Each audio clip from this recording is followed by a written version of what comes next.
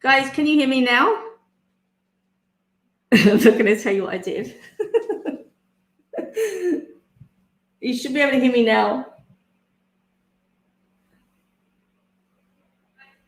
Yeah. All right. Okay. All right. So I just made a total twat of myself, but you can all have a good laugh for the last 3 minutes because now I have to go and repeat absolutely everything that I said earlier. You're writing yes, yes, yes, yes. Cool. And what are you doing?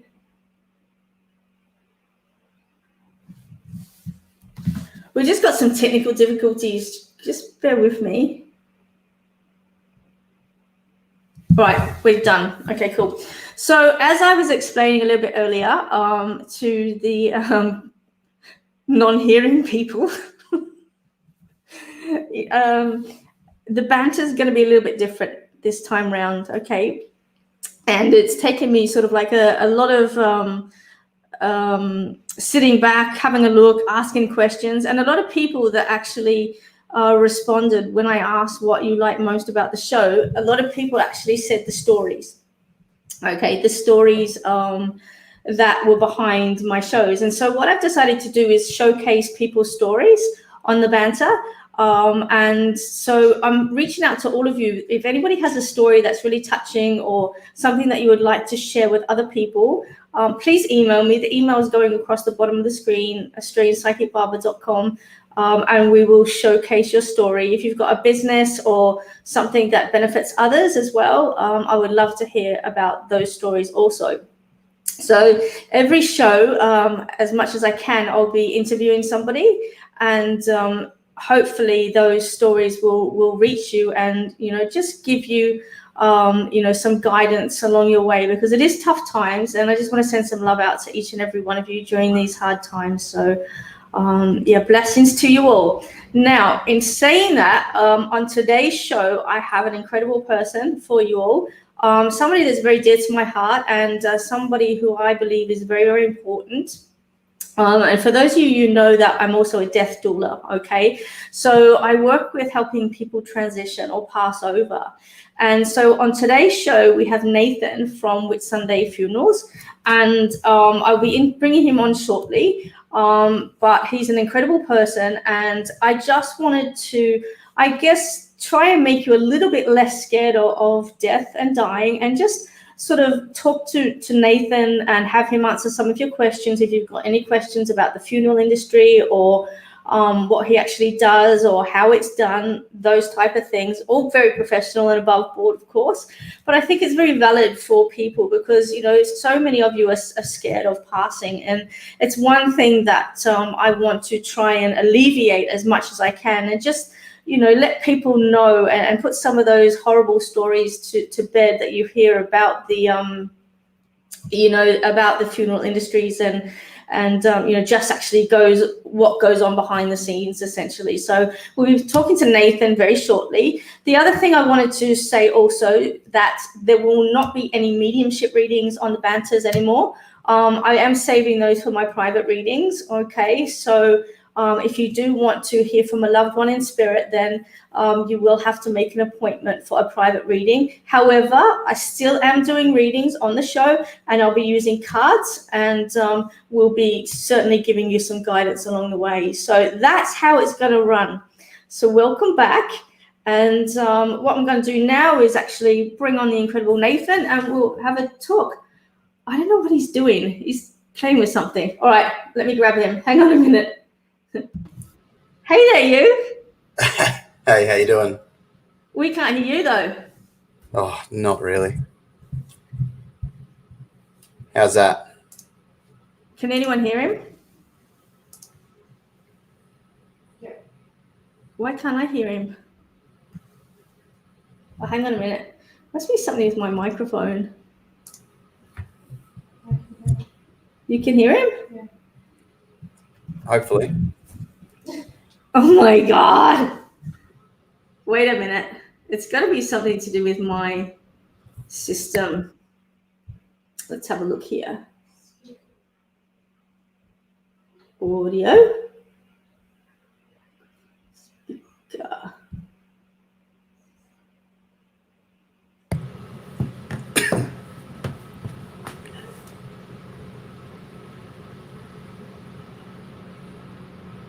Still can't hear anyone. Nathan, say something. Good afternoon, morning, Yeah, evening. all right, okay. Okay. Sorry, guys. All right, now we've got it.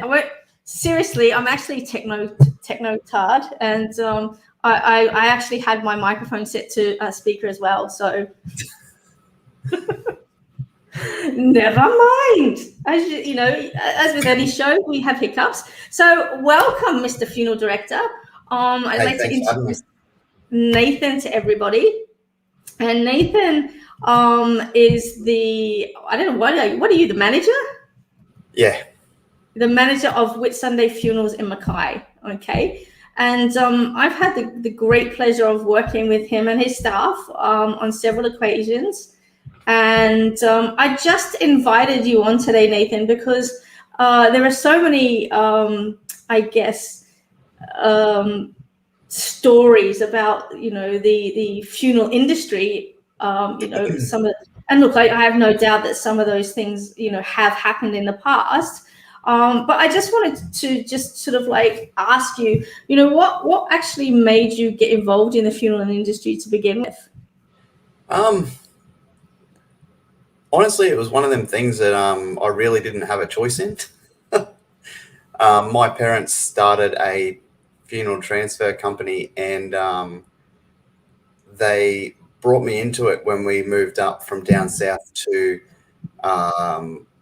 where we moved up to Proserpine, and then they bought a business in Bowen, a funeral home in Bowen. And mum and dad said, hey, it'd be good if you could run this for us, so that way we could run Proserpine, you run Bowen, it'd be great. And I thought, why couldn't we buy a bakery instead? Like, why funeral homes? And dad said, look, it's just, you'll know when you know. And it's just one of them things that it's very rewarding. That's the reason. So now I have had the pleasure of meeting your parents, and they are beautiful people. And I would have to say that your father is probably one of the most influential people in the funeral industry in Australia. Would that be correct in saying? yeah, it would be. Yeah, so he's absolutely incredible. And one of the things that I found with working with your business and your family was the amount of empathy that you guys have for the deceased and for their families as well, and just the amount of care that goes that goes into things, if that makes sense. Yeah. It's if you don't love your job and you don't love helping people, don't become a funeral director. It's not for you. You could want to put makeup on people all you like, and that's what you've dreamt of doing, but the reality is probably 5% of people actually get makeup put on them, if that. So yeah. It's it's, I know that in the past I've seen some people that have been made up and they don't even look like them, and I think it's it's really confronting when loved ones actually pass away and they come to have a viewing and their loved one doesn't even look like them. So it's really crazy. I've just got Carly's talking about it. Carly, this is Nathan from Whitsunday Funerals, a dear friend of mine whose family run several funeral, having a brain fart. funeral What homes, is it called? funeral homes throughout North Queensland.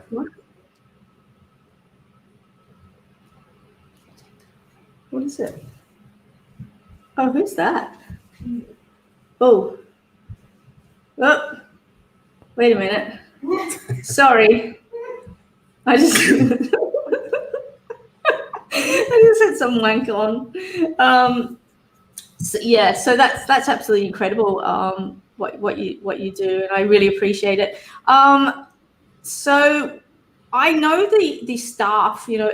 How important is it for you to actually get the right staff? Honestly, it can make or break a funeral home. The biggest thing is if you are not very, very thorough in what the family are asking, and just follow through on everything you say you can do. If you say you can do something, you would want to hope you can do it, or you are in for a hell of a surprise. Making sure that funeral notices going on time. It's organization. But the main thing in the whole industry is presentation. Your cars must be clean. Your person must look like approachable for one, but must be immaculately dressed, shirts ironed, everything down to the T. Otherwise, you're just not the right person. Some people they get into it for the wrong reasons, and other people get into it for the right reasons. And you've got to have a bit of both. But these days, if you don't know technology and you're not good with technology, emails, phone manners, all of that, you're just setting yourself up for failure. Whereas before, there was no live streaming, there was no anything. You could just get away with being a funeral director, and a funeral director was just a funeral director. As long as you had the church with the little CD player and you press play and put your CD in and away you went, you were fine. But these days it's changed drastically. Yeah, I've seen your setup, and it kind of looks like a mini recording studio. It virtually is. I don't think I'd be very good at being a funeral director after tonight's effort. Microphones and no voice, etc., etc. And I thought I was being so cool as well. A lot of people sort of like have been misled by stories about caskets and coffins being reused, and all bodies being cremated all together. Do you want to shed some light on that for our listeners? When people say have coffins been reused, yep, 100%. It has happened in the industry, but does everyone do it? No. It's like any industry. There's a very small percentage of absolute cowboys that go out there. And like I say, when you get in it for the wrong reasons, you're in it for money only. And you look at it and go, I can save a couple of bucks here by pulling a person out of a really dear coffin on selling it, which funeral homes have done before.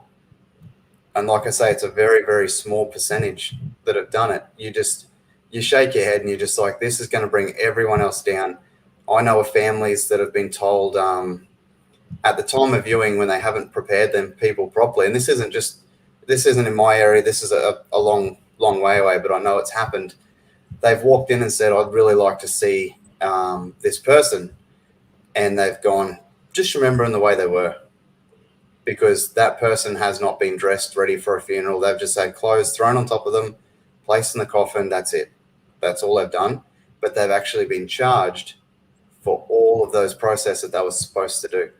So this does happen. And this is why we tell everyone, whether you want a viewing or not, ask for one. Cancel it exactly an hour before. It doesn't matter. Always ask for one and say, I want to know that that's just that person in that coffin. They're dressed properly. They've been looked after properly. Definitely do it.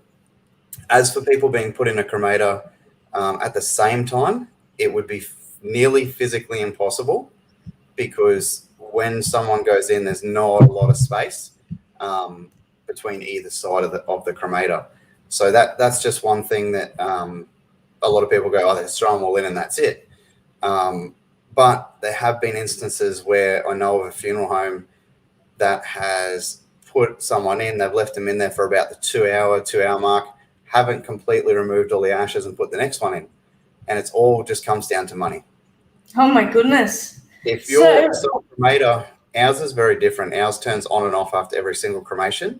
So we can physically get to the back of it without fireballs coming at us at 900 degrees and remove all the ashes. That's how we've got it on all of our ads. We actually guarantee it's 99.9% of that person. But some cremators, they keep going through the process, and you've got to try and remove those ashes from the back of the cremator with a massive long rake. So you're not right in front of it, but it's still got 900 degrees coming at you.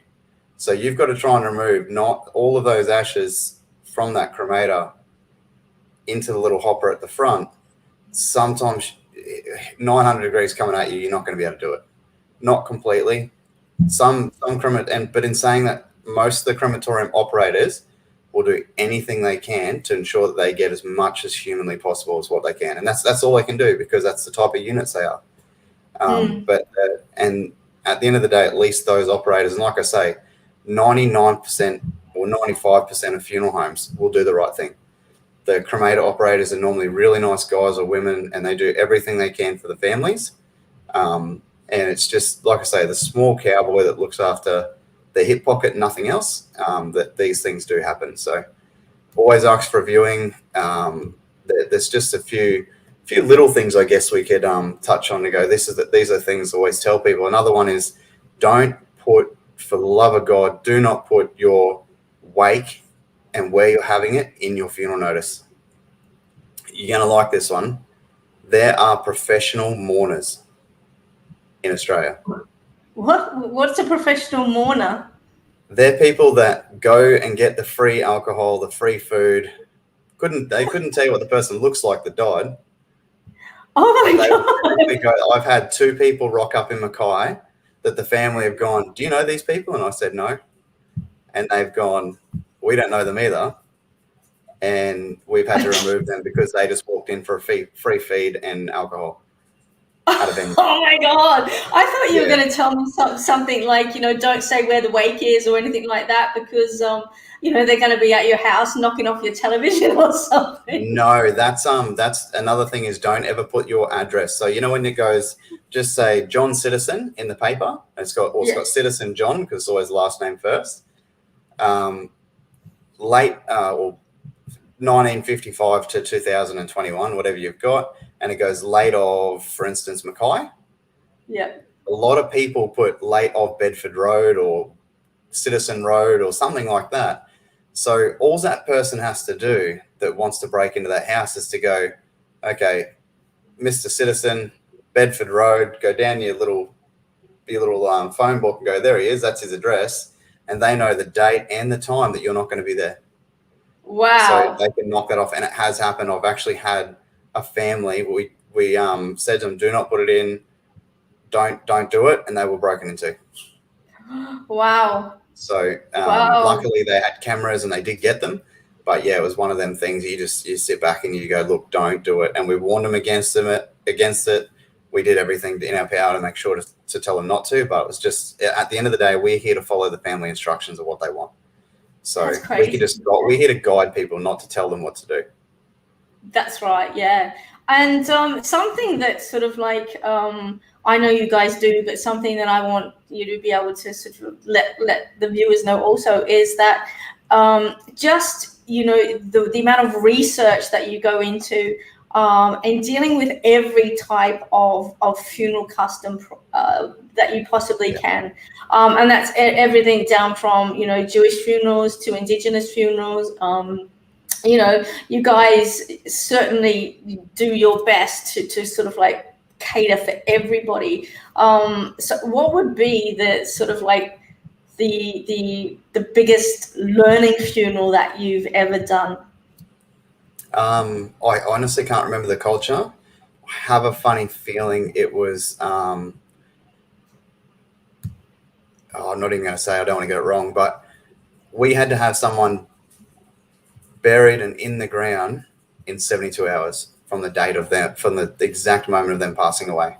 I can't remember for the life of me. I will remember it, but it was, they had to be buried and everything, and they actually passed away at a hospital.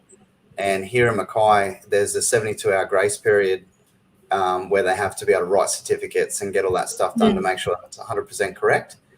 And we were fighting that for one, but the hospital was really, really good. They helped us out a lot. I know being Jewish, we have a 24-hour period, so we have to be buried before 24 hours in the ground. Yeah. So, but yeah, we really had to work that one around the clock. It was very stressful, to say the least. I'm sure because there's a 24-hour. There's actually a 48-hour notice period for council too. So the council will not put anyone in the ground, so to speak, within 48 hours of notification unless there's special permissions granted. And on this occasion, we had to get all that as well. That's crazy. The amount of red tape that goes on. That's just that's bizarre. Yeah, I can't believe that rubbish still goes on, especially when there's, Australia boasts itself as being so multicultural, and yet when, there's a cultural difference in regards to burial and customs, it's like all about the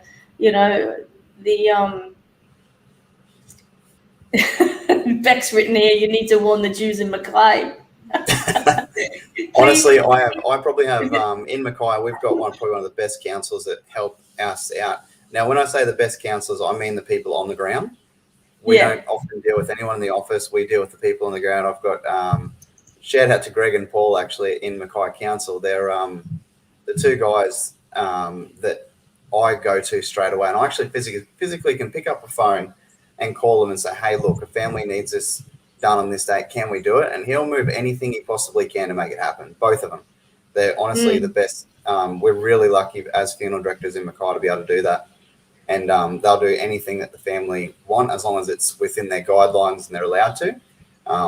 They're actually really, really good. So boots on the ground, all of our councils, with Sunday Regional Council, we've got all the guys that dig all the graves and stuff. They're brilliant as well. Bowen, I don't think our Bowen cemetery, the one that we've got Gary actually up there, Gary McLeod.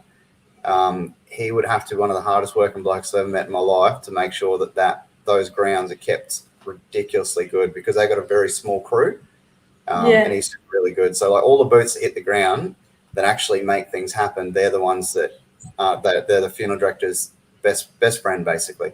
Make sure you look after them, make sure they help out. So that's awesome that you actually that you have that support. I know a client that I had a reading for not long ago buried his wife, and they buried her, I think it was like in a flood zone or something like that, and the whole side of it was like on a ledge or a mountain or something like that, and the whole thing just got waterlogged and like basically got washed away. And people really sort of don't really care for the afterlife so much. And for you and I, Nathan, it's such an important thing that they are cared for, just as they were in life. They're cared for in, of course, passings as well. A couple of people have got some questions here. Robin's asking, is there any governing body that watches over all funeral homes, or is the industry self-regulating? There are no regulations in any of the funeral homes in Australia.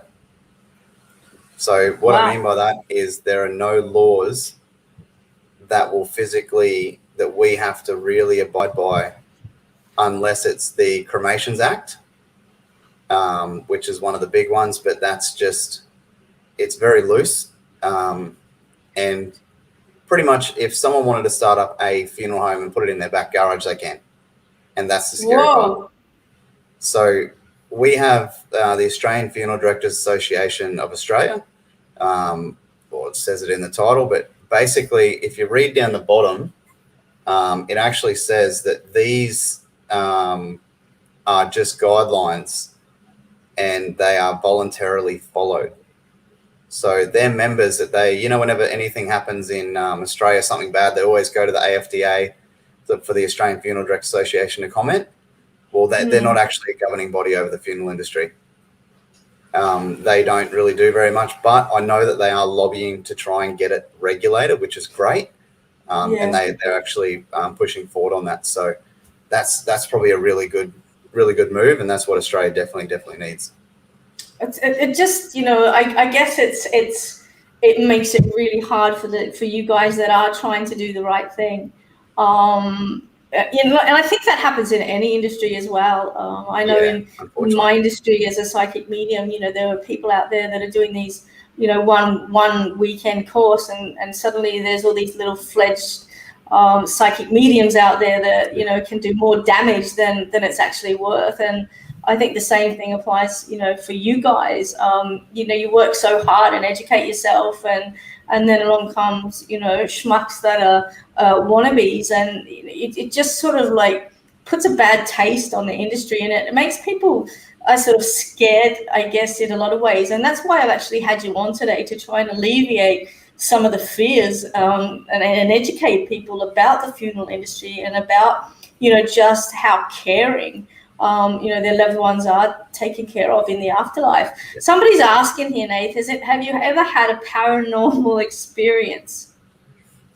I have actually had a couple. The very first one to ever happen was in Bowen, our Bowen funeral home. Myself and my dad, who owns the whole company, were walking through a door into the mortuary, and he just stopped, and I just went straight into the back of him, and I'm like, "What are you doing? Like, do you not know how to walk through a door?" And then I just went fully cold. I was just cold to the core. That was it. It's all I can explain it. And he goes, "Did you just feel that?" And I went, "Yeah, what the hell was that?" And he goes, "Someone just walked straight through me." Oh, wow. And I went, "Oh, okay." I didn't see them at all. I've only ever seen someone, and I was at Mackay Alzheimer's actually in their building, and I was helping them set up some computers and things. And I knew there was no one there because they'd left probably 20, 30 minutes before. And at the corner of my eye, I see this guy wearing khaki pants with the little cargo pockets, and he goes, how would you say it? And down, he was wearing them really old sandals, the ones that go across your top and the Jesus little Velcros. sandals. Yeah.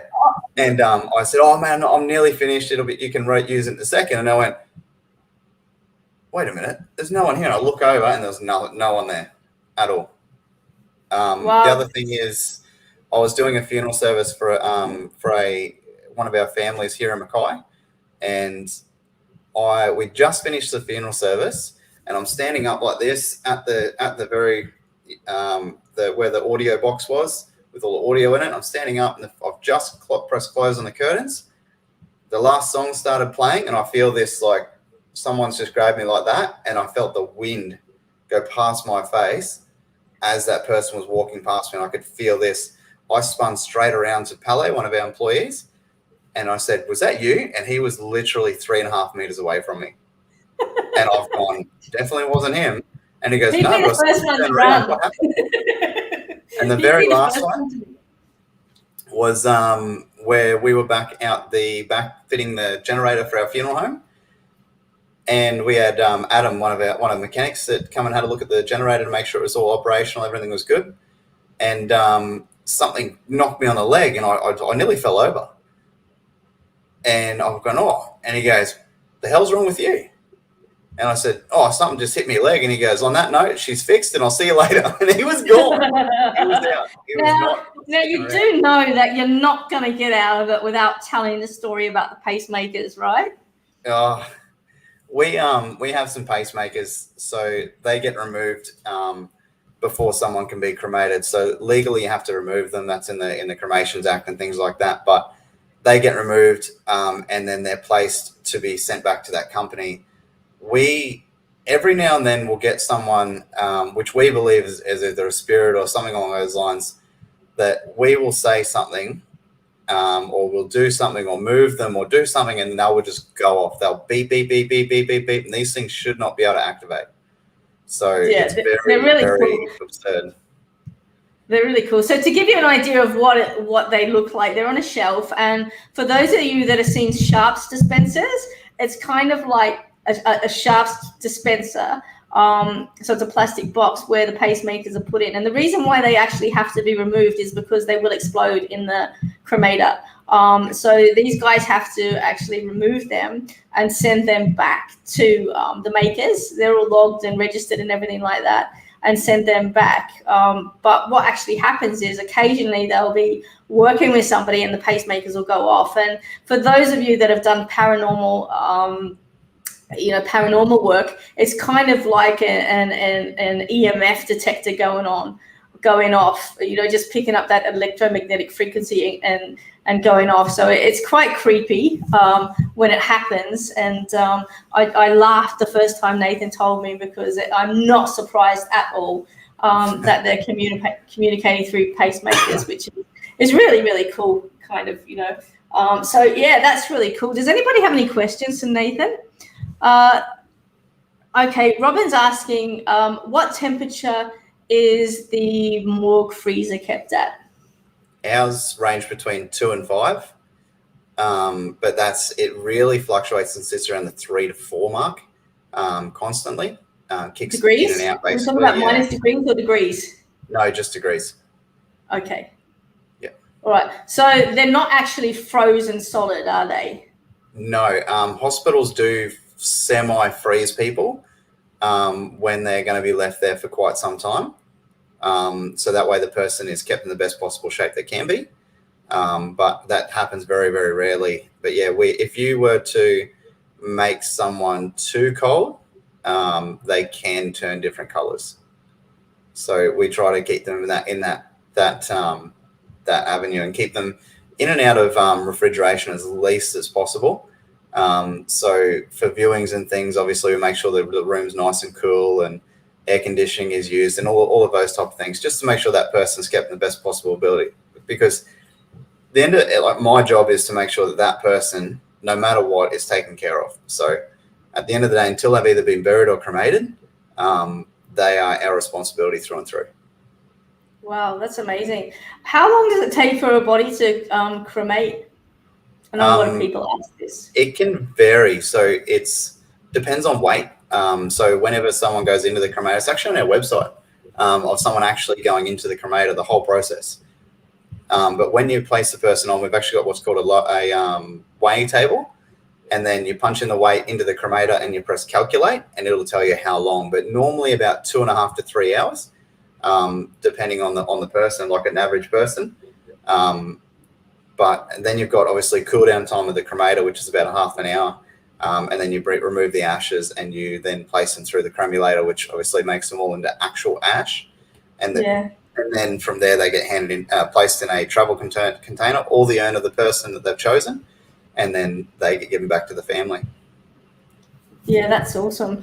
I know that there have been over time people that haven't collected loved ones or or people that have passed over that haven't been collected. What actually happens to the remains of that person, whether they're cremated or whether they're left for burial? What actually happens in those instances where there isn't anybody to represent that person? So the funeral home will keep them for a certain amount of time. I don't know how long that is. I think it's quite a substantial amount of time. And then we would apply to like the public trustee or someone governing body to go, hey, we don't have anybody that's come forward for these ashes. Like, obviously we try and find someone first, and then if that doesn't happen, we actually scatter them in like a nice area. So that way we can either do that. But I know a lot of funeral homes that still have someone since the day they open. So wow. they just hold on to them. They don't want to discourage of them, because then we might have someone down the track that goes, hey, I love family trees. And they go, hold on, where's this person? They track down where they were cremated, then they can actually pick up the ashes. Yeah. So funeral homes they're quite good at that. So good at keeping I don't know if you saw the other day, there was, I was watching something the other day, and there was a young girl who had been contacted by, I can't remember who it was, but she actually had her great-grandparents' ashes, or her great-grandmother's ashes, and her brother or something like that returned like 4 or 5 generations down the track. They were in like tin containers. They looked like big like baked bean cans. That's how old they were. And they'd actually rediscovered these, and she was able to give them a rightful burial. So I think that what you're saying is very valid, in that you do try and hang on to them, because I do my family tree, and if I found my great-granddad's ashes sitting in some, funeral home, then certainly, you'd want to go and get it, which is really cool. We've got Robert on here who's a little bit fearful about the whole death situation. I don't know whether you can see the actual comments here, Nathan. Can you see any of the comments coming up? Oh, that's right. Bex reminded me it was an asylum. That's right.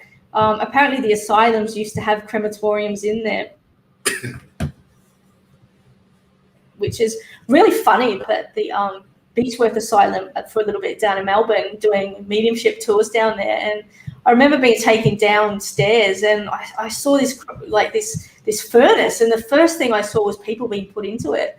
And I thought, surely not, because I've been through the concentration camps in Germany, and it just looked like one of those cremators. Did that really happen?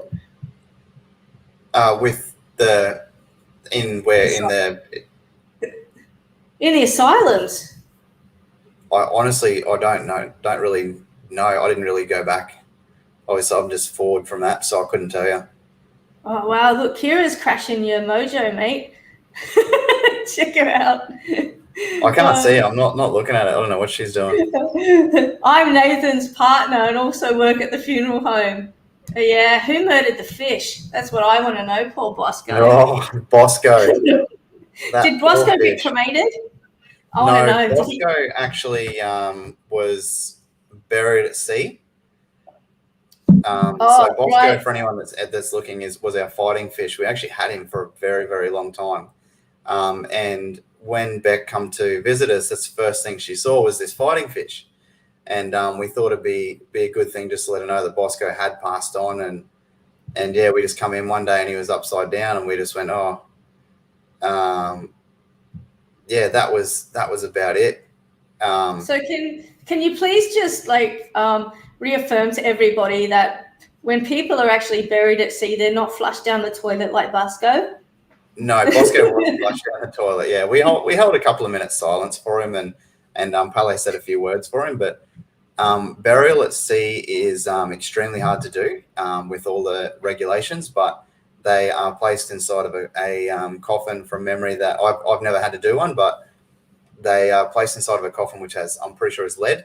And you do it from a boat at a certain place. You're allowed to do it with all of your paperwork. Everything's done, and that person just goes down into the ocean, and that's basically it. Yeah, it has to be. From remembering from my doula notes, it has to be so many nautical miles off the shore. The coast, yeah. Yeah, you have to do that. Because obviously, everything will come to the surface eventually. But yeah, it's one of those things you just want to make sure is done definitely correctly. But there's I haven't actually told you this, but we have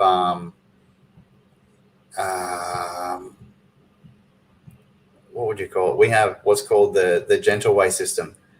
I was going to ask you about that, but I wasn't sure whether that was public disclosure yet. It's actually literally just come about. So we have I think forgive me anyone if I'm wrong, but we actually have the world's first type water cremator that is zero emission. So when the person goes into this water cremator to when they come out, we're not harming the environment at all. We actually give back a tree or a plant of the description that the family want with the ashes. So the ashes are in a separate container, but with the water thing, you actually get a piece of the DNA that comes in.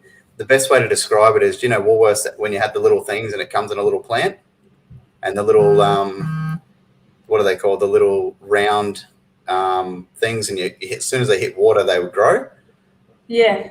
Yeah. So imagine one of them in that disc shape or in a little square that's put into a plant. So you get ashes, and then you get the person's DNA as such in ashes in a tree. So that person, you can then go place that tree wherever you want, or plant it somewhere, plant a rose bush, whatever they want, and we give it back to them. So every single cremation that's done, water, the gentle way system that's actually done, that we're planting a tree for every single one. And that's incredible. That's incredible. The greenest way on earth to go. Yeah, and so for those that are actually listening at the moment, just to reiterate, this is it the world's first, I think, hydro cremator. It's very gentle. It's and it's just so humane and beautiful.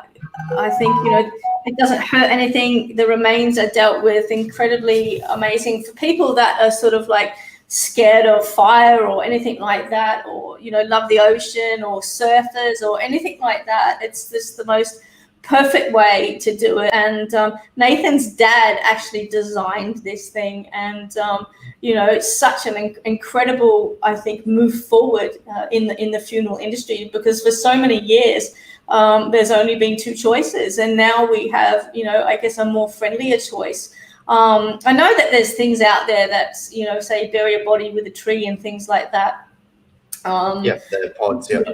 Yeah, all of that still goes on for if you want to do that sort of thing. But you know, the hydro cremator, as your dad was explaining to me, Nathan, it's so noiseless. Like you can literally have it in the room next to you and you wouldn't even know it was there. It's just so gentle and nurturing. And, you know, I think that if you had, for instance, and this is probably sensitive, but, you know, it's reality as well, little babies that pass away and you wanted, you know, the baby's remains, you know, not buried, but sort of like cremated. I think this is most beautiful way to do it, because essentially it's like a womb.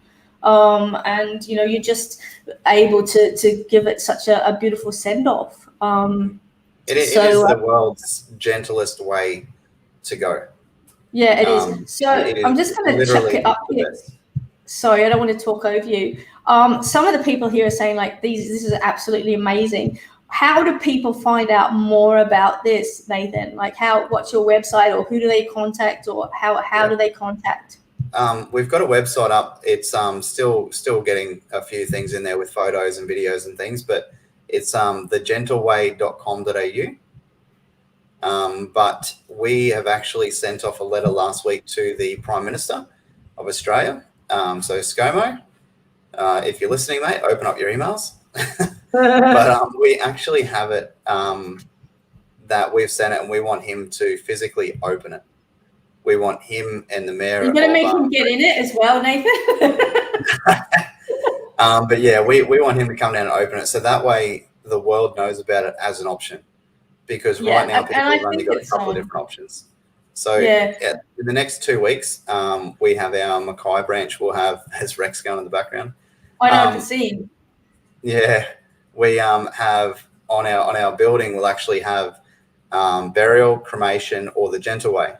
So we'll give people 3 options starting in 2 weeks' time.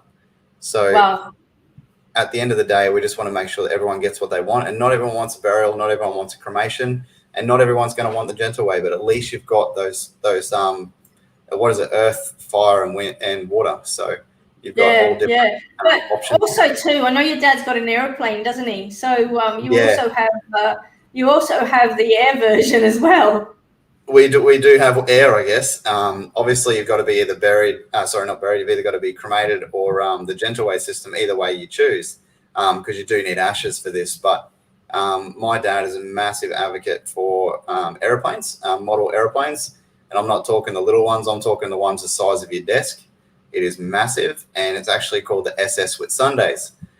And in the back of it, it's actually got this electronic flap that goes down, and the ashes get slotted into it, and then it goes back up. So then the airplane takes off, and you are physically watching it as your loved one's flying across the ocean in Airlie Beach, and they go, "Would now be okay?" And they go, "Yep." And then the ashes actually come out the back. Not the whole box, just the actual ashes scattering. So that's so cool. It's another option to scatter that way. So there you go. Earth, fire, wind, and water. You've got all bases covered there. Okay, so Robin's got a question here as well. What happens when somebody passes with a transmissible disease? Do any of the procedures or preparations change? Like they're talking about COVID and things like that. How has that sort of like affected your business? COVID, thankfully, we have never had to physically handle someone with COVID, but it would be exactly the same. So Jan Field is actually one of the leading, I would say, funeral directors and morticians and embalmers in the whole of Australia. She is absolutely phenomenal. And the very first thing that she ever taught us as a funeral home was, no matter if that person is your friend, your sister, your daughter, anyone, no matter what, you gown up, you completely cover yourself, you make sure that you are protected at all times, regardless, no matter what. Doesn't matter who they are. And that was probably the best advice she's ever given us, because I've had people where we've learned 3 weeks after they had Hep C. And can you imagine handling someone and then finding out you've got that and you've accidentally given it to your kids, or you've given it to someone else, or any type of disease at all, like staph, anything. So you just make sure, no matter what, who you are, when you do your transfers, you wear gloves. When you are moving trolleys, wiping them down, you wear gloves. Like, you wear gloves, you do the right thing. we are very lucky. My dad he doesn't care, and thank God he doesn't, because I go through thousands of the gloves. Yeah. We double glove it at mortuary time. We do all of that just to make sure that our staff and ourselves are safe. You could pretty much eat off the table, I think, couldn't you? Just about in I'm a germ freak too, so I'm probably the worst out of all of them to be like the cleanest, to make sure that whatever we do, our staff and everything and ourselves are safe. So that's what we do. But we do know a funeral home in Townsville. I think it was Townsville that have dealt with it before, and they've just had to make sure that they are completely safe. Get tested, obviously, as well, to make sure they didn't have it, and did all that. So they did the right things, all the right procedures. But there was not a great deal telling us what to do, because there's no governing body as such. So there's no one physically handing it out. The hospitals, we're just lucky that we've got good people in the hospitals too. And they would give us a heads up going, this person might be contagious with COVID. Like, they were doing little systems to just ensure that everyone was safe. So, yeah, that's right. That's incredible. A few people are asking about embalming and the preparation process. So without going into all of the sort of like details of, that we know of, the basic fundamentals of prepping a body, can you just like touch on those just a little bit? So in Australia is completely different to New Zealand. New Zealand, they embalm everyone. Everyone that I know of has embalmed everyone. And in Australia, we prep people. So it's a big difference. One is drawing blood and filling up with certain chemicals to make sure that person is preserved, and a lot of other little things to ensure that person can actually go without refrigeration for days on end, even years. And they can physically they're like when they have the people in the Marae over in New Zealand, where they have them out for viewings for 5 days. And they don't need refrigeration. They don't need a cool area. They don't need any of that. They just need to make sure that they're looked after properly. That is embalming, and you can leave people out, do whatever you need to do with them, send them back to houses with families so they can grieve their way. But with the preparation, what we do is when people come to us, 9 times out of 10, their eyes are open, or they can be semi-open. We close the mouth. We wash and dress that person in the things that our family have access to do, and then we place them in the clothing the family's provided, whether it be shorts and pluggers and a Jackie hair. It doesn't really matter. I've had full suits.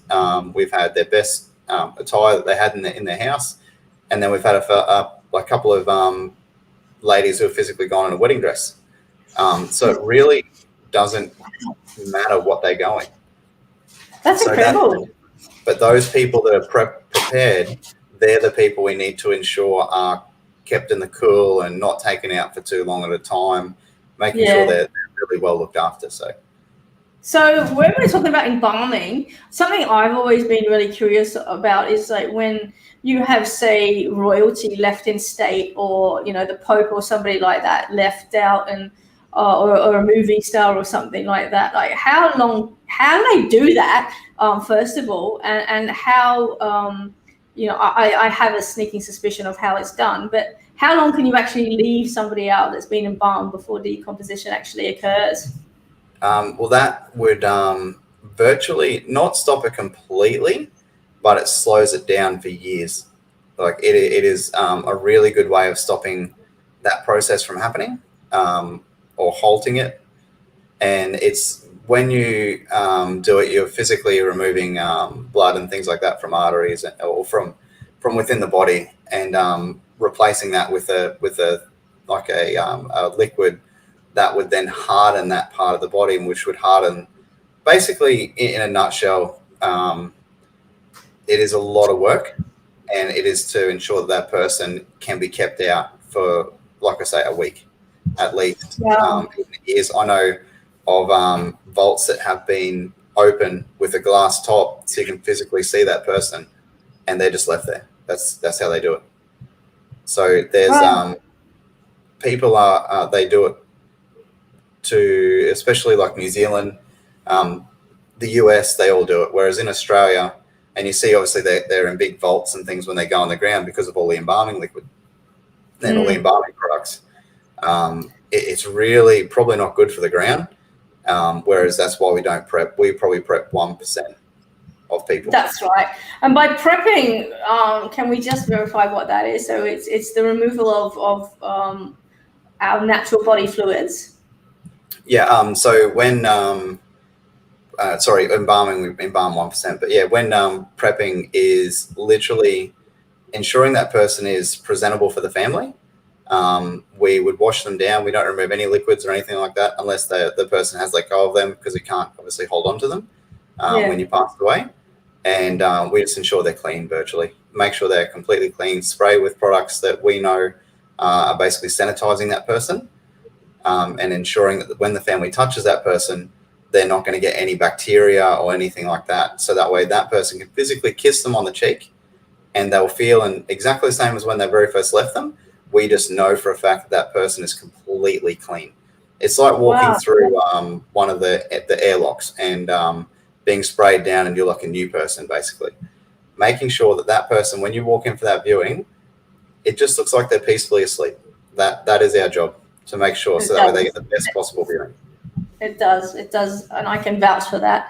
Have you ever had to bury somebody in something like really weird, as in not a casket, but like a motorbike or anything weird like that? Well, I haven't. Probably what have we done? Wicker baskets and things like that. We have done wicker baskets. They're an actual coffin made from a coffin manufacturer here in Australia.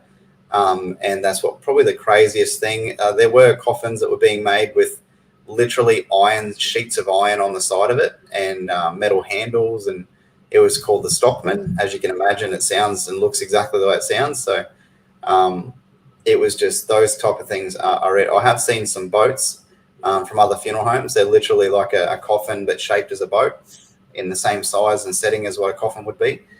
But yeah, caskets and things like that, they're just the normal, really. So that's what we have been. Yeah, and I know that you've got some beautiful options there for babies as well. I think that that was one of the things that really touched me, was just the care to detail that you had in place for for babies. Yeah, babies. We don't charge our service fee. We don't charge any fee. The only fee that we charge is the cost of the coffin and the death certificate, if the death certificate is needed. So under 20 weeks you don't get one, but over 20 weeks you do, or 21 or somewhere around that thing. I've got it all written down. But basically, we only charge, I think it's $286 for a full baby funeral service. Whether you have flowers, we get donated by all of our lovely florists. No matter where we are in Queensland, you'll find florists will donate flowers. Wow. We actually have, we've become really lucky with angel gowns. I think a lot of people know about them. They do an absolutely tremendous job. They provide the family with gowns availability. We actually have a lot of them in our office, and we ensure that person gets to choose what they would like, or they just dress them in whatever they like, but at least they're available. We would wrap a coffin pink if we need to, if it's a girl, and we would just take that cost, because at the end of the day, it would hurt enough knowing that person's physically lost someone that little, and you don't want to charge them. You just want to do whatever you possibly can. So yeah, it is have that compassion, I guess. Yeah, and that's the thing. Death is such a confronting thing for a lot of people, which makes our job so important to try and sort of like alleviate that. And I think that the way to do that for all of us in the dealing with death or transition or passing or whatever way you want to put it, is to educate people, because the more that we can educate people, the more the less fear is going to be there. Look, none of us get out alive. This is something that happens to each and every one of us. And I think that, just to be knowledgeable of the things that you can have and the opportunities that are there. Beck saying talk about Walter is really, really important. And I think you guys are absolutely amazing. And you're lucky you're not down in Melbourne, because I don't think I'd leave your office. It's just we'd have to buy another fish. Yeah. You can have the turtle. He's in the bad books because he bit the tail of the fish. Look, I think it's just a beautiful thing, and you guys are a family through and through. And I think that and one thing that your dad said to me, and you said to me as well, and this is something that I can guarantee, guys from Whitsunday Funerals, even though they're in Queensland, I'm sure Nathan can put you onto some funerals directors down here that are just as amazing. They treat everybody as if they were family, and that's how they do it, as if they're burying one of their own. That's how they treat your loved ones, and every care to detail is taken care of from the minute they pick up your deceased loved one, from the moment that you're either handed the remains or handed the wreath off the casket. It's absolutely beautiful. And they just, one thing, Nathan, that I was really I guess touched by was, there was lots of things that I was touched by with you guys, but the way you actually put the caskets out of the room and put them in a book form. I think that that's a beautiful idea, because to stand there and see a casket, unless you're freaky like us and go, wow, I just want to get in it, it can be quite confronting. If I had one, I'd want to put wheels on it and drive it down the street or something, and then use it up when you're ready, hey? Yeah. No, I reckon we could have casket races or something. But for a lot of people, it's confronting. There's no doubt about it. Death is confronting, and I think by today's show, we're just trying to sort of alleviate some people's fear. So if anybody's got any questions before Nathan goes, now's the time to put your questions up. In the meantime, Bec is asking me to talk about Walter. So. We didn't think Walter was real. We thought you were joking. And then when my parents said, we've just done a funeral for a Walter, I went, you've got to be kidding. And that's from then we were just blown away. So so just to let you in on what actually happened is Nathan invited me up to Mackay to actually do a mediumship show in their what do you call it? Chapel. Yeah. And such a beautiful energy to work in. And they embraced me, and, I feel like they're family, and I've known them all, and just had the best time. But I came out onto the stage, and, there was curtains and a beautiful chair in the middle. And I went to sit down in the chair, and I knew that there was somebody there. And so I said, look, I'm really sorry, Walter, I won't sit on top of you.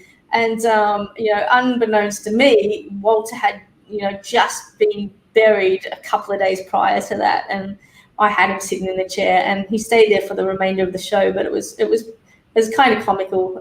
But yeah, Beck's just asked me to talk about. A nice chair for you to sit in, and you didn't sit in it. I was like, what's going on? And then you told us all about it. We're like, oh. Yeah, I know. It was beautiful. It was a beautiful chair, but Walter decided that he was going to take front and center. And should have a two-seater. Yeah, that's it. That's right. What else? We've got some questions here. What happens with letters or photos that are placed in the coffin by family? Are they cremated with the person? Yeah. So a lot of people normally do that at the time of viewing.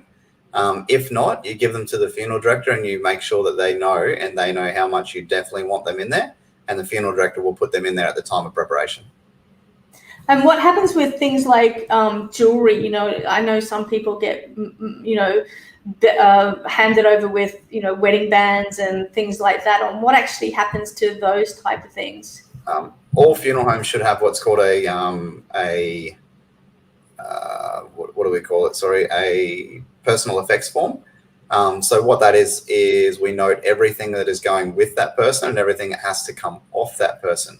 So if that person has for instance, a gold ring, you'll note that all funeral homes will say yellow ring. It will never be gold, because a funeral director has been had before where they said gold. The family have gotten the ring back and it wasn't gold. And then the funeral director had to go and buy them a gold ring. Even though it was the exact ring, it was just never gold. And when they got it tested, they do that. So you'll find they use the colors, just like police officers and things like that. So if you are told, if you are leaving that person and you say, I want the rings to go with them, those rings will be cremated with them. So what happens to the metals? Does it just like... They just evaporate. Like gold will just evaporate. Watches will just go into a clump of nothing, really. You'll find that most crematoriums won't do anything with glass in it, and they won't do anything with batteries for obvious reasons. They go bang. But yeah, they normally tell you that they don't do that. So that's the big thing. And like, I have to ask, because I remember asking you beforehand, what happens to artificial limbs and things like that?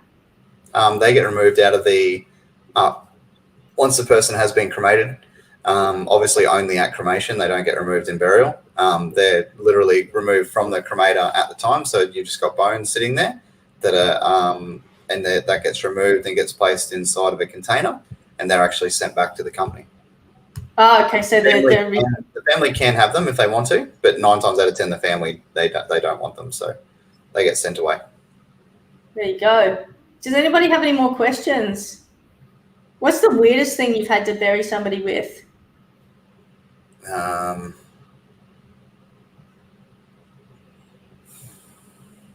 haven't really had anything weird. I've had everything just normal, really. No, I can't think of anything. It's just normal things. Pool cues. I've had like a proper pool cue, like a couple $100 one. Wow. One of those have gone in, but it was hot pink, I think it was, from memory. Hot pink pool cue. This guy was a shark. Apparently, he was really, really good at pool. But yeah, that's pretty much it. I haven't really had anything too far out there. That's awesome. That's awesome. One thing that I sort of like, while I've got you on here, it's something that I learned as a death doula was living funerals. And, it's a service that is essentially held with the person there. So this, of course, would be somebody that is either terminally ill or aged and sort of like heading on to the side of, in between worlds. And so they have actually a service where the celebration of life is actually carried out with the person there. Do you guys do anything like that? We have never had to do it, but we would, yeah, definitely. It's just a funeral is an event. At the end of the day, is an event that needs to go right. And if a family member come to us, or if someone's family come to us and said, look, I want to do a living funeral, can you guys do it? Not a problem at all. It'd be exactly the same as a normal funeral, only they get to be there. It's the same with a wake. A lot of people have a wake beforehand, which is just essentially a big party to celebrate that person's life and to go through the memories that you've made with that person. So yeah, definitely, we would definitely do that. That's amazing. Somebody's written up here, my neighbour's got a casket, I'm assuming, with a plastic skeleton in it. Oh my God, that's crazy. All right, is there anything else that you would like to share with anyone before we let you off for the night, Nathan? Yeah, just one quick one. If I told you that the funeral industry is a multi-million-dollar business, and to be very, very careful on what you enter into in a contract with a funeral home. So always, and I mean always, check to see who the family-owned funeral homes are and really do your research. So here in Mackay, we have 3 funeral homes inside the Mackay area, and all 3 are owned by the largest corporations in Australia. So we've got one which is Propel. We've got another 2 which are owned by the same company, which are InvoCare. And I'm sure a lot of people would either have shares or something in InvoCare. Same with Propel. They're ASX listed, so I guess their main aim as a company is to make money. So Wow. you've got to be very careful on what funerals actually are covering you for, and to make sure that you compare apples to apples every single day of the week. I know of funeral homes that would put up a $5,000 funeral, and it states down the bottom when and where at their discretion. So you've got to be careful you don't enter into those traps and things like that. So always check with multiple funeral homes, check with all of the costings, because that's a very, very big one. I know of a funeral home that charged a family $700 for an after-hour transfer fee. So we don't always pass away during the day. So anytime after 9 to 5, that family got charged $700. Wow. That's a lot of money, whereas we don't charge a cent after hours if we're doing the funeral for that person. Yeah. But Nathan, somebody's asked you, can you recommend anybody in Melbourne? I myself don't have a great deal down in Melbourne that I know of. Jeff definitely could. My dad, he used to deliver transfers to all of Melbourne. Biggest thing I can tell him is look for family owned. Family owned always, and I mean always, go above and beyond.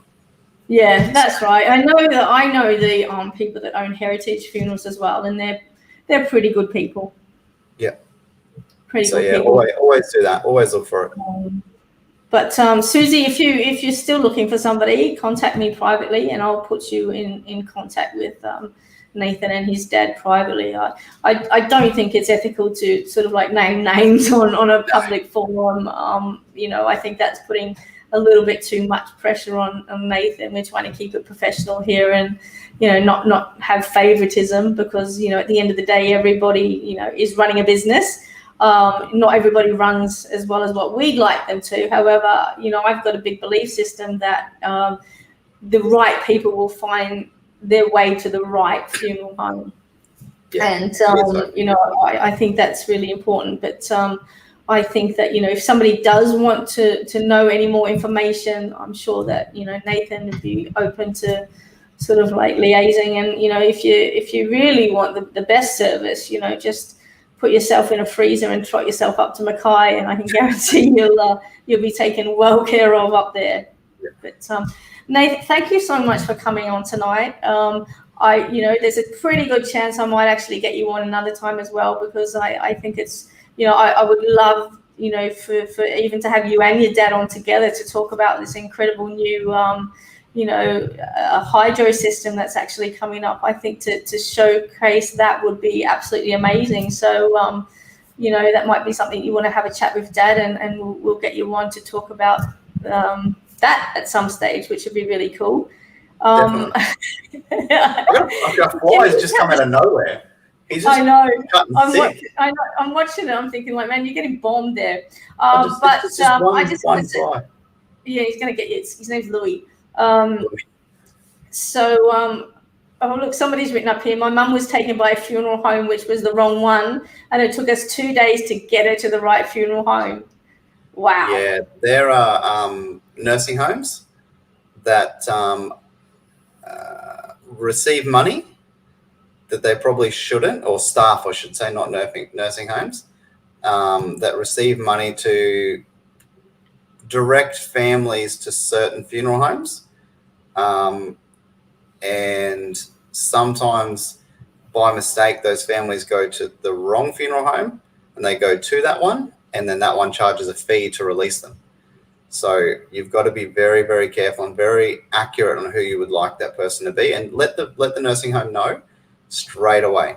Say, I would like them to go to, for our instance, Whitsunday Funerals, because if some other company picks them up, they've obviously sent staff out.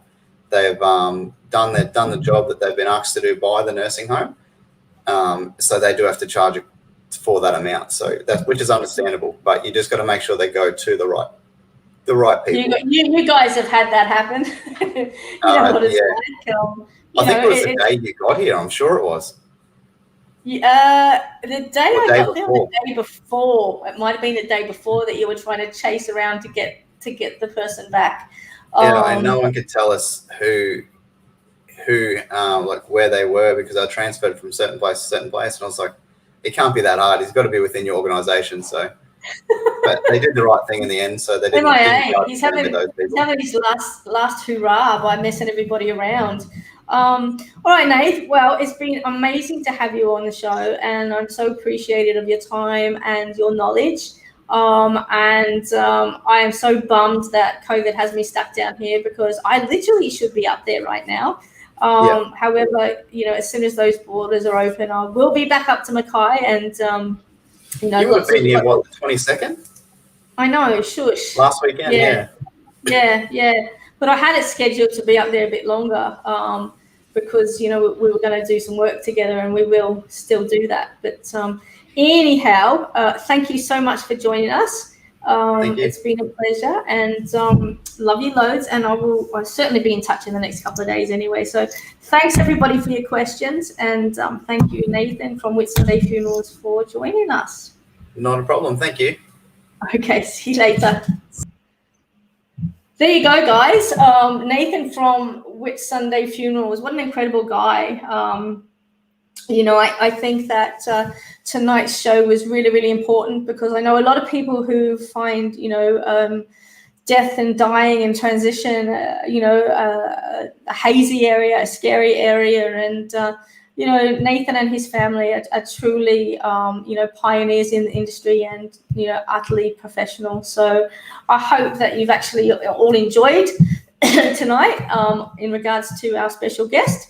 And now we can move on to the next part of the show. So there you go. If anybody does have, as I said earlier on, if anybody has a story or anything like that is beneficial for others, then I would love to hear that.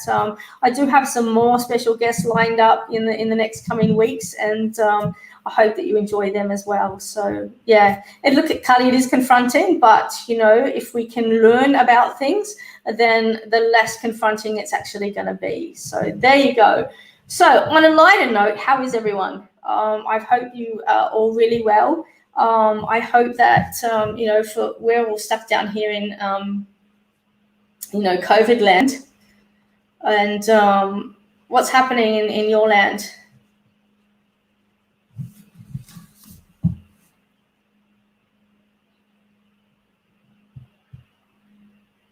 He is, Stacey, he is a lovely guy. His whole family's lovely. Absolutely adore them. And I remember the day that they were talking about the pacemakers going off. It just did not surprise me one bit, not one bit. So we will try and get Nathan and his dad back on the show, talking about the new hydro system, and I think that's so cool. Anyway, I do have some cards here. Yeah, you're sick of lockdown. We're sick in lockdown too. All right, let's have a look. I got some cards here. See if we can give out some readings. Debbie Malone's Angel Whispers I'm going to use at the moment. So let's just see where Spirit's going to send us. Does anybody have any questions? Any questions about tonight, or any questions about anything? Now, just keep in mind, guys, I'm not doing mediumship, okay? If you want a mediumship reading, you're going to have to book in for one of them. All right, there we go. Where are we going? You can't wait to pass over. Carly, I'm going to put your casket on wheels and roll you down the street. I could put you in a wheelie bin. That'd be really cool. We were watching some documentary the other day, and God love the Asians, bless their little hearts. They had caskets that were made out of animals, so you could get buried in a shark and get buried in a tiger, and just really bizarre stuff. I saw a guy that was buried upright, sitting on his Harley Davidson.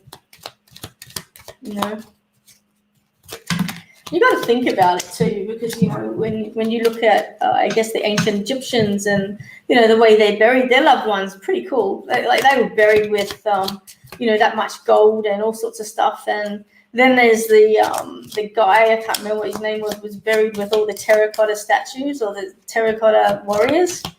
Seriously.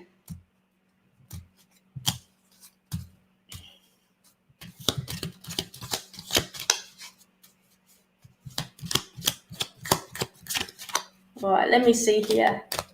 I'm going to go here. That's weird, but amazing. Hi, Christy. How are you going? All right, I'm going to pull a card for you. Now, guys, don't forget to like and share. Let everybody know that we're back. We're back on again.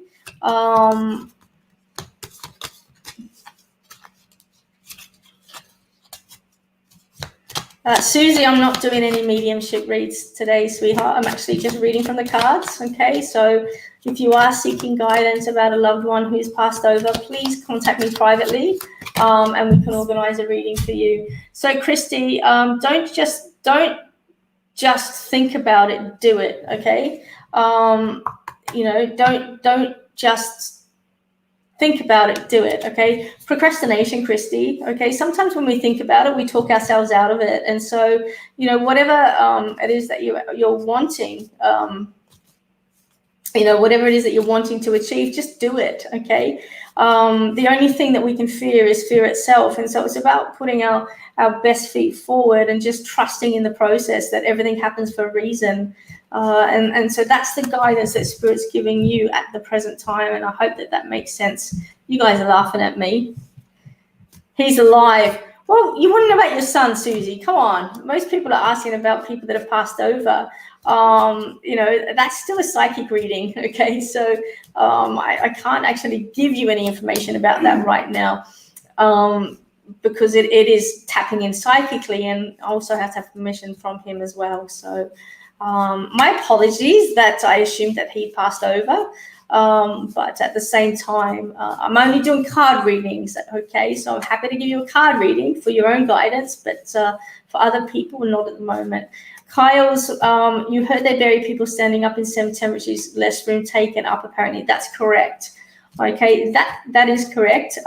Specifically in regards to prisons, prisons when they, they executed people, they would bury them standing up. Okay, and I know that up at the Ararat J ward, there's a few people up there buried upright as well, and they've got markers there to sort of like indicate where they're actually buried in within the grounds, if that makes sense. Yeah, it is true. It is true. They do bury them upright, and it does take up less space. Yeah,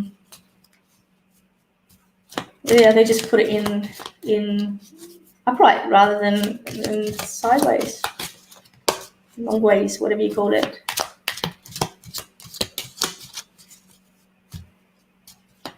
All right, let me have a look here. Jody, I don't know what the rest of your question is. Wilma, I promised. Don't know what that means. All right, let me have a look here. Pamela. Hey, Pamela, how are you going? All right, I'm going to pull you some cards here.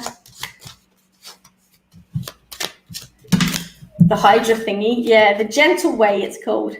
Carly, the Gentle Way. And I've actually, seen pictures of it and had an in-depth conversation with Nathan's dad, who designed it, and it sounds like such a beautiful option. So yeah, Pamela, you are a being of the universe. Feel the connection. You're never alone. Okay, Pamela, I think this is really important, considering you're talking about being sick of lockdown after 10 weeks. It is a very isolated thing, and quite confronting for everybody's mental health at the moment. I think that it's not normal to be sort of like told that you can't do something, or that you've got to stay here, or you've got to do that. And, even as much as you love your family that are near and around you, it still can be confronting to the point where you can't get out, or, you just can't, I guess, do what you would normally do in an everyday situation. And, I think that, really is confronting. But this one is just talking about, just remember you're not alone, okay? There are so many people out there that are exactly the same, feeling exactly the same, feeling frustration. As a psychic medium and an empath, there's so much energy out there at the moment that I run into each and every day. And I just have to remind myself that it's not all my energy. It's not all me. Everybody's struggling. And, there are people that are truly not coping in this day and age with what's actually going on. I heard something, I don't know whether I heard it on the news or read it, something like that was something like 3,000 calls to Lifeline in one day. I mean, that's absolutely incredible. The positive thing is that people are actually calling, which is great. I think that's, remarkable that they've actually picked up the phone and have reached out for help, because many people wouldn't do that. And, it's just horrible all round. And so just remember, you're never, ever alone. And if you are struggling, please just pick up the phone. There's people out there that you can talk to, even if, it's not who you would normally talk to, just reach out and let somebody know that you're not okay. Because, everybody's going through the same thing. And I honestly can't see it getting any better anytime soon, unfortunately. I don't want to be, sad and sorry, but I think that we're in for a third wave at least. So I hope that makes sense, Pamela. It's just talking about you being supported and being loved, of course.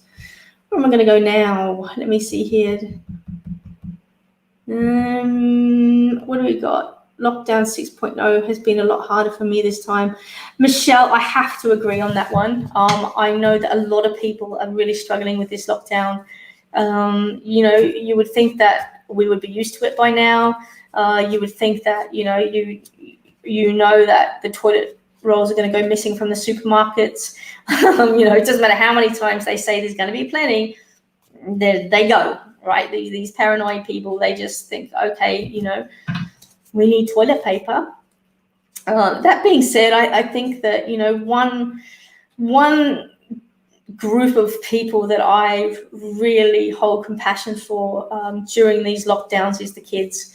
We've got ours at home, and she's 10, and even though she puts on a brave face and gets up every morning and does the best that she can, you've got to understand that socialization is a development skill that these kids need at this time. And for a 10-year-old to be locked down and not having any socialization with friends, it has to impact some way. And I think that a lot of kids are feeling, are really feeling it this time round. I know of hearing last week alone that 2 young ones had, committed suicide in a local area. And I think that, the suicide rate is just out of control at the moment. People just aren't coping.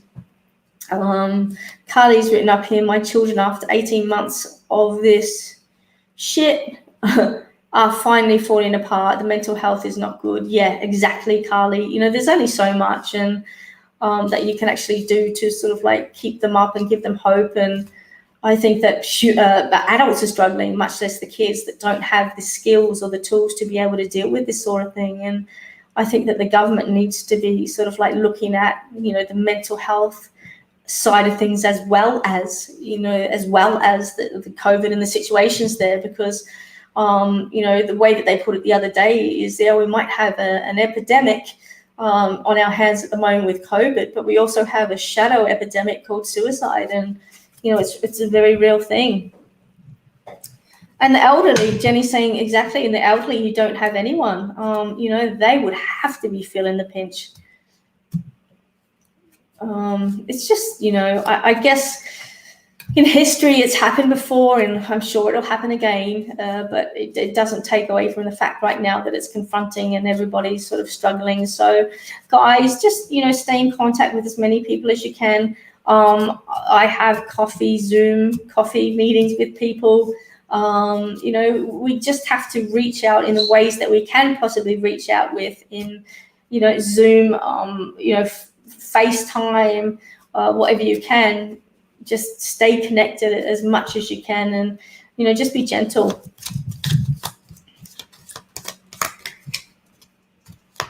Natasha from Wales, how are you going over there? What time is it there? What time is it now? Okay, so it's morning there. Good morning. Oh, no, it's afternoon, you're saying. Can you see a nice partner in my future? Jody, I am sure that whatever partner that comes your way will be nice. Okay. Now I know that sounds kind of wanky, but you just got to put it out there. What type of partner you want, what they're going to look like, how's it going to feel being with them, all of those things, and you will manifest that. But you got to love yourself first, right?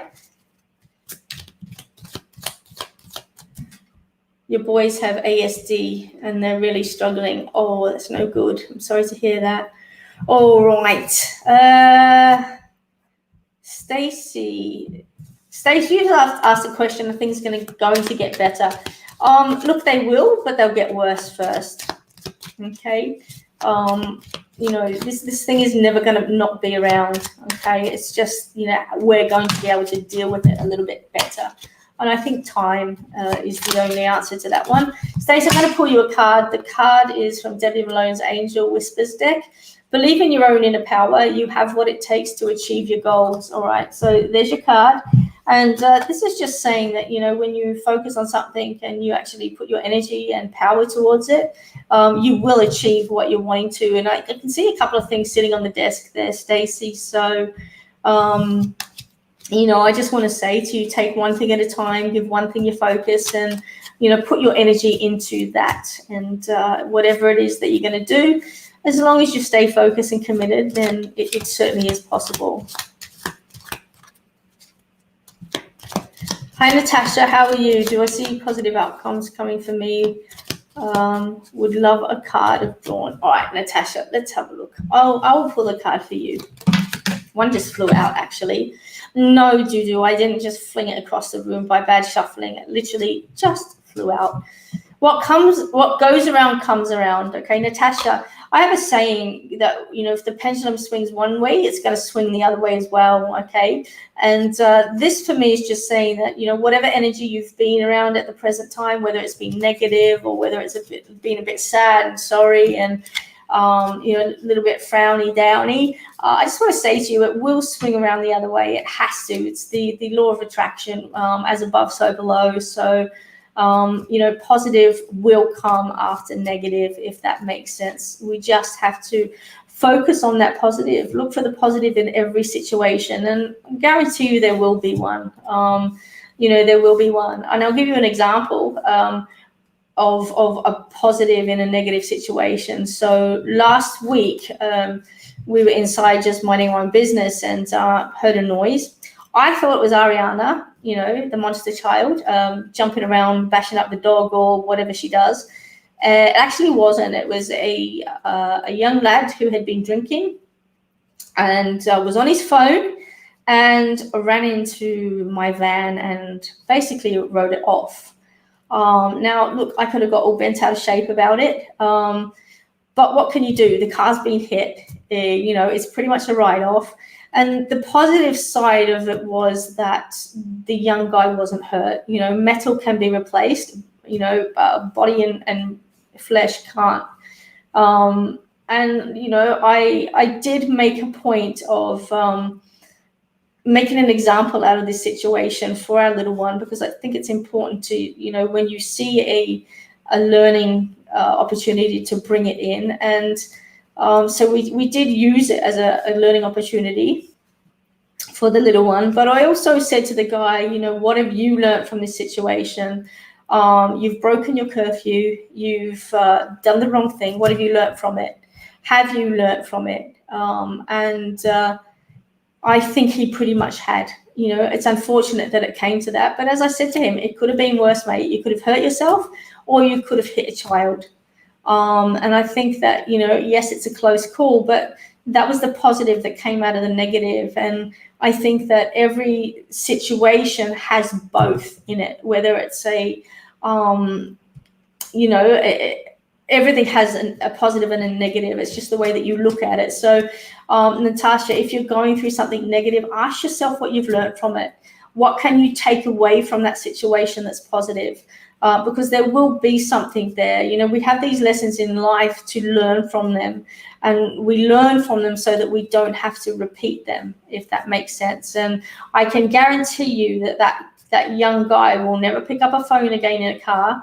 And, he will never drink drive again, because the look on his face, he had his tail between his legs, and he was such a sorry lad.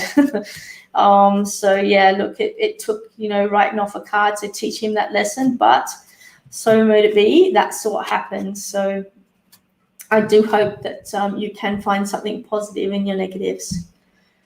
Okay, where we're going, I'm nearly going to have to finish up, guys. We've flown through the night pretty much. So we've got a few more minutes left, and I might just open the section up to yes and no questions. So guys, I know that a lot of today was spent with Nathan, but I think that was imperative. I think it's really important that we did that.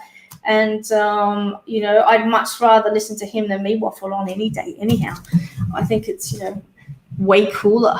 So does anybody have any questions? Yes and no answers. And I'm only going to answer one question per person, okay?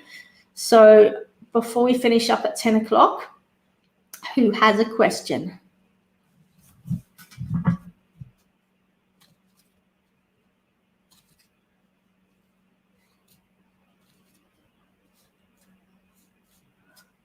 I thought you finished work, Mark Easy. Nobody wants any questions. Wow, you're quiet. This is cool. And guys, please get vaccinated. Okay, yeah, I'm one of them. I'm going to say it. I don't care. It's crazy. Will your home be built within a year? Susie, I see a pause on that one, so I'm going to say no. Will this new promised job be good for me or not? Stepping stone, Jody, is what I get on that one. Do I need to see this person more than 2 times? If so, how? Do I need to see this person more than 2 times? If so, how many comes to you? Melanie, dependent on how you take what's given is what Spirit's saying. My second job last week. Good girl, Michelle. Does he have problem with his hearing or his ears? Are you going to say please? Wow. I'm not a medical doctor, Carly, but he might need some grommets in his ears. But I'm not a doctor, so that's something that you will have to go and check out yourself.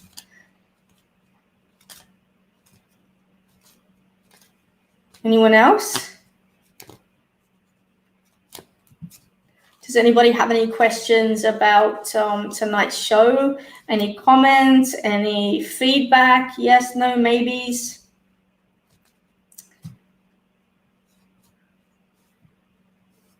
Got my first job 2 weeks ago. Tracy will be pissed with me, but yeah, exactly, Kylie. You have to do what's right for you. And you know what?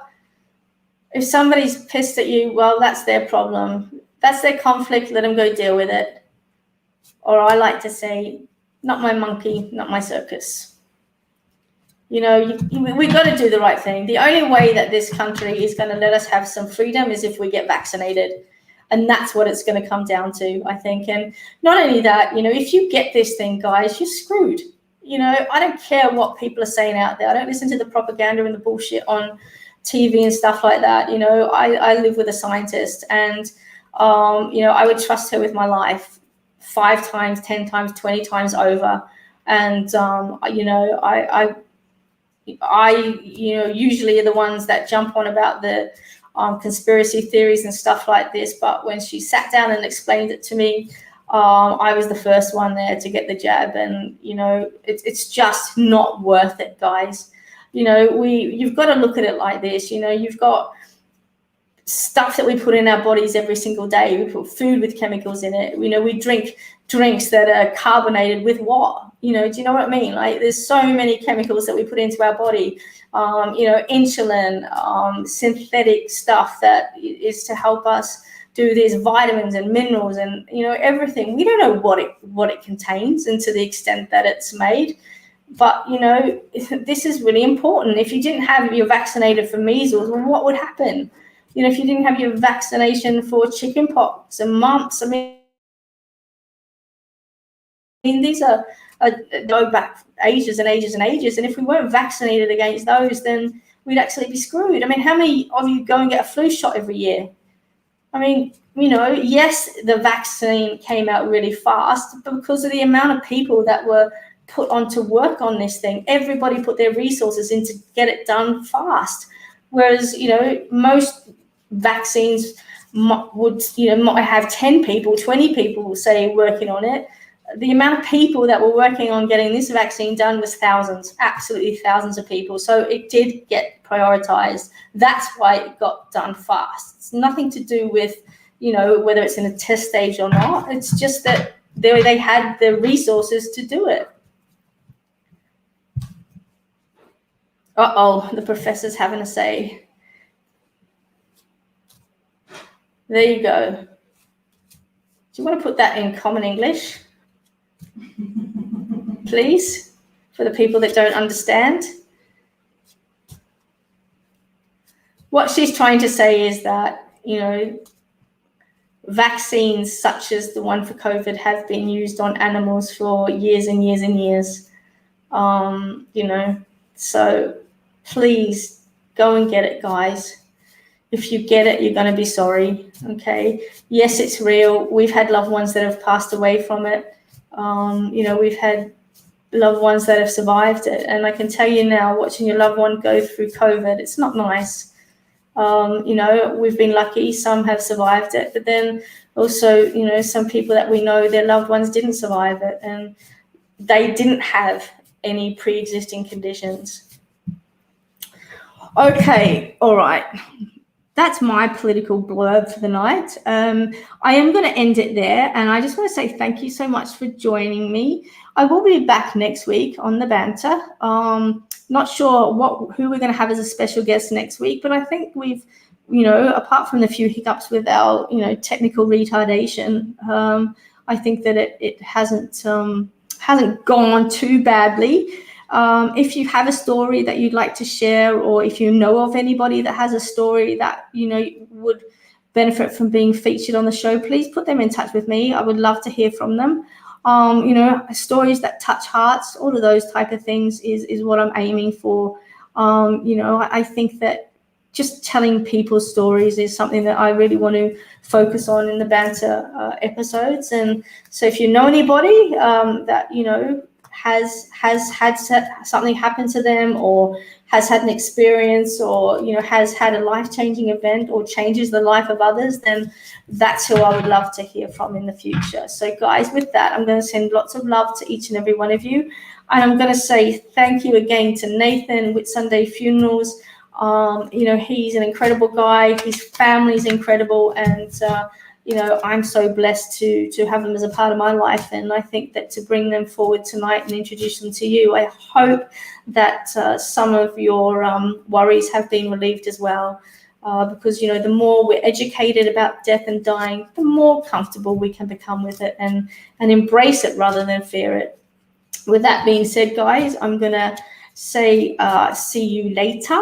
I will see you next week. Same time, same back channel, 8 p.m. on Sunday. And until then, please take care of each other, take care of yourselves, and have a beautiful week. I'll talk to you all soon.